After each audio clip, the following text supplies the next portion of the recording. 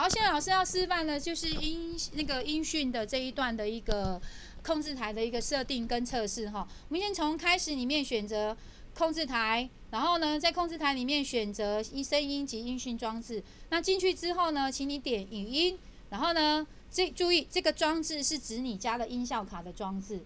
哦，基本上应该是不能动它的。那这个是播放，这是录音。那你要测试这两个之间有没有问题，请你按测试硬体。那测试硬体之后呢，他会问你，这一段基本上他会自己抓，你不需要去管它哈，他会自己抓，除非你家根本没装音效卡，那就不用动了。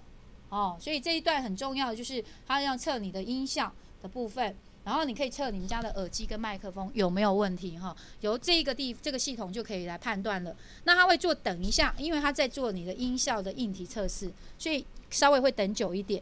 那等久一点，接下来他会要求你念一句话，念的时候他如果那个轴有跑的话，表示你的麦克风没问题。可是你念半天那个轴都没跑，你的麦克风也在挖掉啊。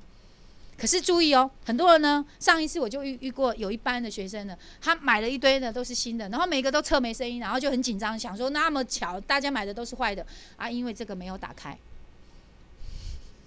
这个因为有些人这边有一个按钮啊，就没有开啊。当然我问你没开，你讲话有没有声音？所以呢，有些人这里啊就没有，就是有些这个地方有一个开跟关啊，他没有把它按开啊，还没有按开，当然就有问题。因为我想说奇怪，怎么同一班大家都从不同的地方买来，然后每个人的麦克风都有问题，就一查，每个人刚好这边都有一个按钮是用开跟关的，所以这边没有去开。所以你看老师现在讲话，他有没有麦克风有没有声音，有没有出来？注意，我现在没声音是因为我把它关掉，因为老师那边的喇叭我是有关掉它的，所以你听不到我的声音。可是你有看一下我的轴有没有在跑？我在讲话有没有走？有没有跑？好，那有跑就是对的，没跑就是错的。好，所以下一步，而且它跑的那个敏感度如果太低的话，表示麦克风不太好。这样了解我意思哈？所以这个敏感度还不差。在下一步，那我在讲话的时候，你看我播放，就是我听不听得到？其实听得到，为什么？因为播放的地方听得到。好，所以这个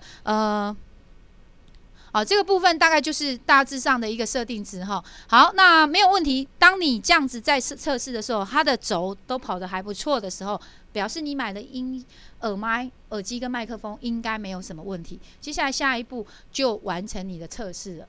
哦，这个是简单扼要的确定说你买回来的设备可以马上就测出来有没有问题。